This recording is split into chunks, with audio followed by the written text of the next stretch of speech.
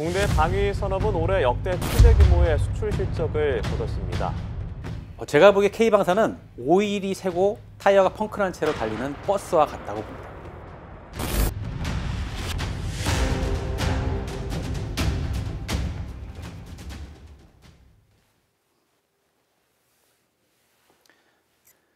안녕하십니까? 생존특강 시청자 여러분, 우리방산연구의 송방원입니다. 저는 30여 년의 군생활의 대부분을 방위사업 분야에서 근무를 하면서 방위사업의 성장과 발전, 그리고 위기를 현장에서 지켜봐왔습니다. 오늘은 여러분과 함께 K방산의 현실과 앞으로 나아갈 방향에 대해 같이 생각해보는 시간을 갖도록 하겠습니다. 지금의 K방산은 한마디로 물 만난 물고기와 같다고 할 수 있습니다. 자주국방으로 시작한 방위산업이 지금 러시아 우크라이나 전쟁 상황과 이라크 하마스 등 불안한 국제 정세로 인해 세계로 수출이 되면서 온 국민이 갈채 환호를 보내고 있고, 정부도 전폭적인 지원을 하고, 제가 생각하기에 1970년 이후에 가장 많은 관심과 전폭적인 지지를 받고 있는 시기가 아닌가 싶습니다. 2020년까지 방산 수출 금액은 30억 불 수준이었는데 이게 2021년에 70억 불로 쭉 성장을 했습니다. 그때 2021년 말에 호주로 K9 자주포가 수출이 되면서 금액이 증가했죠. 근데 이때까지만 해도 수출은 간헐적으로 진행이 됐는데 2022년 돼가지고 이게 획기적인 변화를 맞습니다. 2022년 1월 달에 4조 원대의 천궁2가 UAE로 수출 계약이 되고, 바로 연이어서 2월 달에 K9 자주포가 이집트로 2조 원대 규모로 수출이 됐거든요.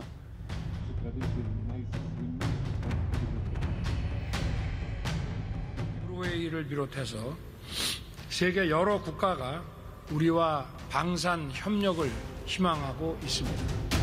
방위 산업은 미래 신성장 동력이자 첨단 산업을 견인하는 중추입니다. 대통령이 방산 수출 4대 강국이 되겠다고 공언을 하자 이때부터는 범정부 차원에서 K방산에 대한 지원을 하기 시작합니다. 대통령실뿐만 아니라 국방부, 산자부, 기재부, 국방부 방위사업청 할 것 없이 방산 수출 4대 강국을 위한 정책과 지원 제도를 막 쏟아내기 시작했고요. 이게 막 기사로 막 쏟아지다 보니까 온 국민이 방산 수출 4대 강국은 곧 현실화가 되겠구나 라는 큰 기대를 품기 시작했죠.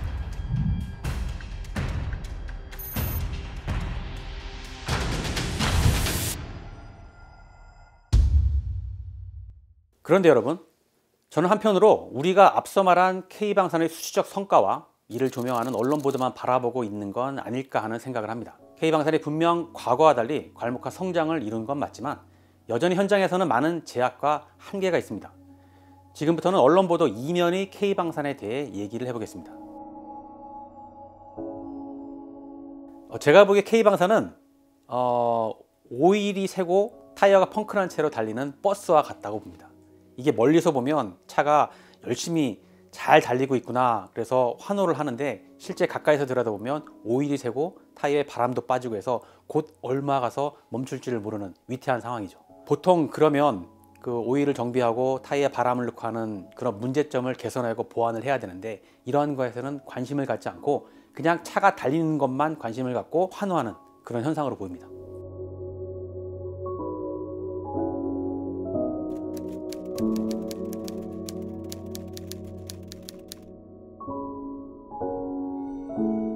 (2022년에) 세계 방산수출 4대 강국을 공언할 때 당시 우리 K방산의 세계 점유율이 2.8%, 순위는 8위였습니다.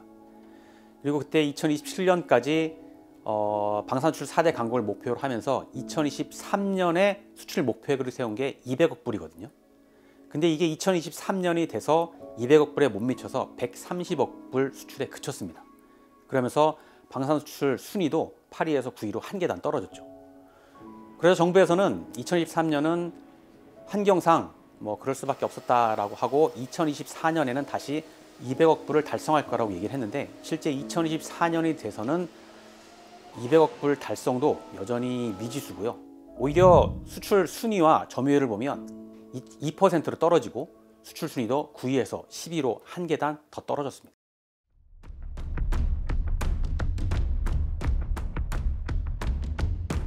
2022년에 방산수출 4대 강국을 얘기했을 때는 그 당시 8월 달에 체결된 폴란드와의 대형 계약을 기반으로 한 거거든요.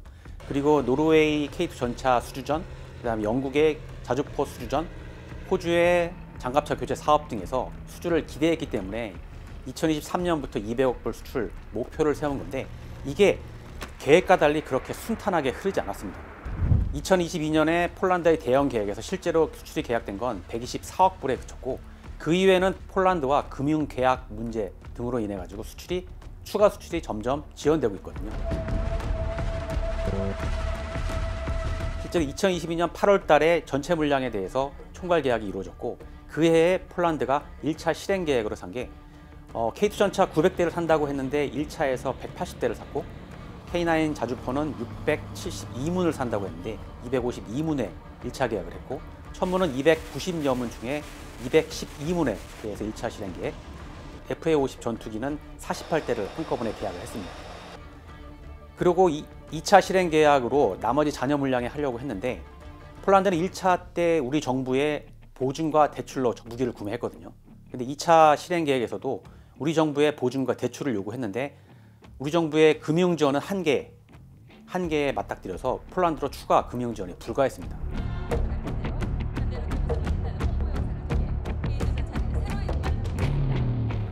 총괄 계약은 MOU적인 성격이라서 그 다음 실행 계약은 별개의 문제거든요. 폴란드가 정권이 교체되면서 한국산 무기에 대해서 재검토한다는 그런 논조도 한번 편 적이 있고요.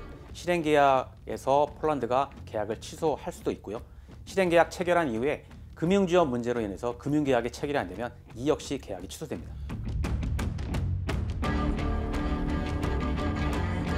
그리고 수주를 기대했던 K2 전차 노르웨이 수준에서는 떨어졌고 마찬가지로 영국의 자주포 수준에서 떨어졌습니다.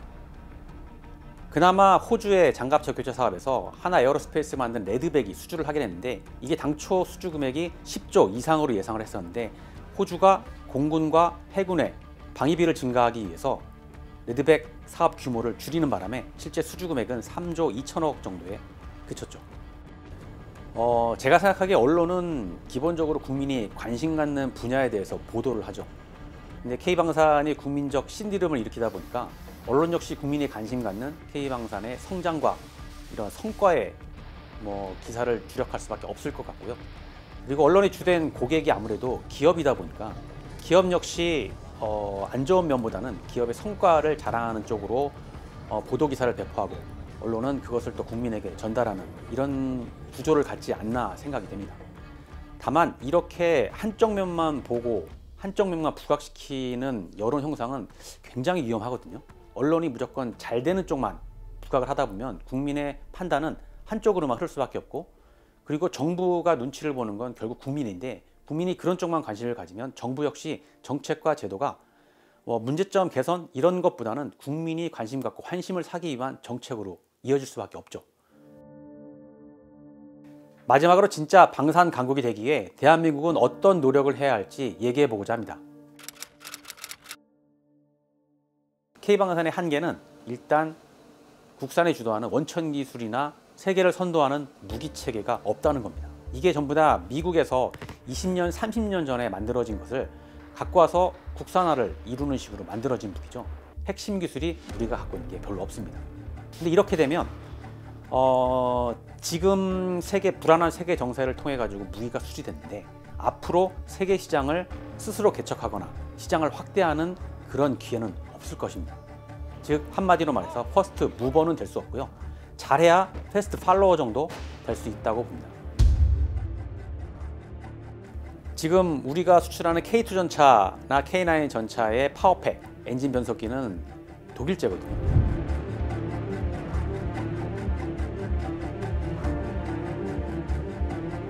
그래서 이게 수출이 되면 우리가 무기체계 완성체를 수출하면서 벌어들이는 만큼 독일은 기술료나 엔진 파워팩의 수출 금액이 덩달아 수출이 되는 구조거든요. 그래서 우리가 수출한 만큼 다른 국가는 원천 기술을 갖고 있는 국가는 간접적으로 2차 수출 효과를 보는 거죠.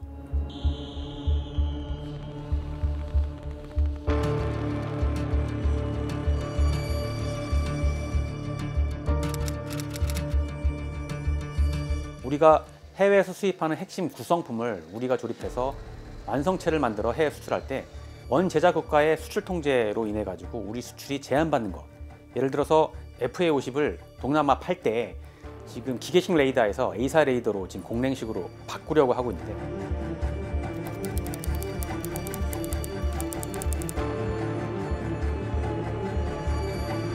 이걸 이슬람 국가로 팔 때 미국이 만든 공랭식 레이더가 만약 수출 제한에 걸린다면 그걸 대비해서 국산 기술로 FA50 탑재형 공랭식 레이더를 국산화하는 게 필요할 것으로 보이고요. 그 유럽 국가하고 그 미국에서는 자국이 만든 핵심 구성품에 대해서는 이슬람 국가 수출을 굉장히 꺼려합니다. 근데 지금 폴란드 수출하는 FA50의 레이더를 기존에는 기계식 레이더가 있었는데 이것을 폴란드는 A사 레이더로 바꿔달라고 요청을 했거든요. 그래서 이 부분은 미국에서 개발한 공랭식 A사 레이더를 달기로 했습니다. 근데 이제 FA50이 폴란드는 그렇다 치고 필리핀이나 인도네시아에, 그러니까 동남아 이슬람 국가에 팔려고 할 때, 그래서 이 부분에 대해서는 서둘러 국산화가 필요하지 않나 생각을 하는 겁니다.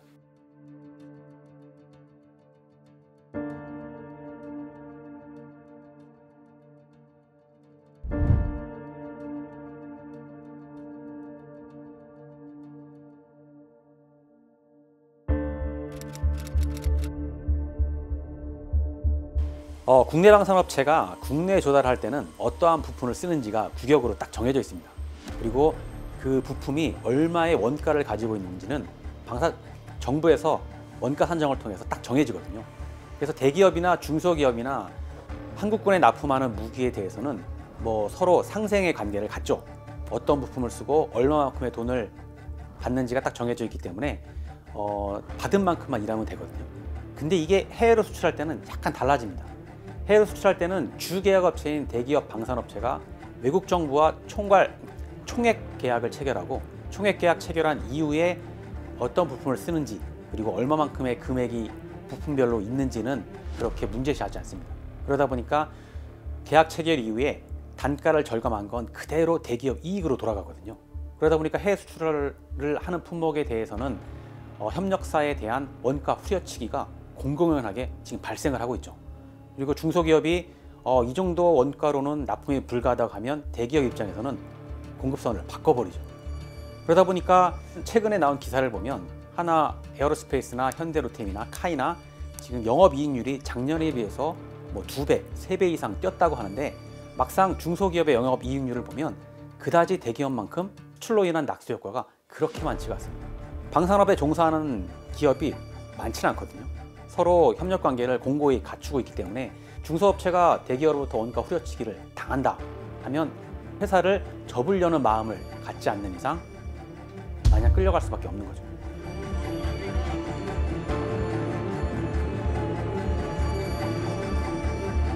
결국 핵심은 무기체계와 핵심 기술을 얼마만큼 우리가 독자적으로 만드는 거에 달려 있고요. 예산 규모나 기술적 능력을 볼 때 이게 뭐 마땅치 않다고 하면 최소한 10가지 중에 1개라도 그런 것을 발굴해서 개발해가는 노력이 있어야만 특정 부분에서 그런 빛을 발하지 않을까 생각을 합니다. 국민의 관심이 K방산에 필요한 건, 방산은 100% 정부 주도 산업입니다. 국민의 세금으로 이루어지는 산업이기 때문에 국민의 관심과 견제가 필수인데, 이게 방산은 독특하게 군사보안이라는 이름에 가로막혀서 정보가 쉽게 풀리지가 않거든요. 그러다 보니까 이런 군사보안 안에서 정부와 일부 방산업체들이 그들만의 리그를 형성하고, 그러다 보니까 그들만의 이해관계에 따라서 방산이 왜곡된 방향으로 흐를 가능성이 굉장히 높습니다. 그래서 이렇게 되지 않고 방산이 뭐 정부, 방산업체, 국가와 국민을 위해서 올바른 방향으로 흐르려고 하면 결국은 국민의 관심이 무조건 필요합니다. 국민의 관심만이 K방산을 올바른 길로 이끌 수 있다는 말로 마치겠습니다. 감사합니다.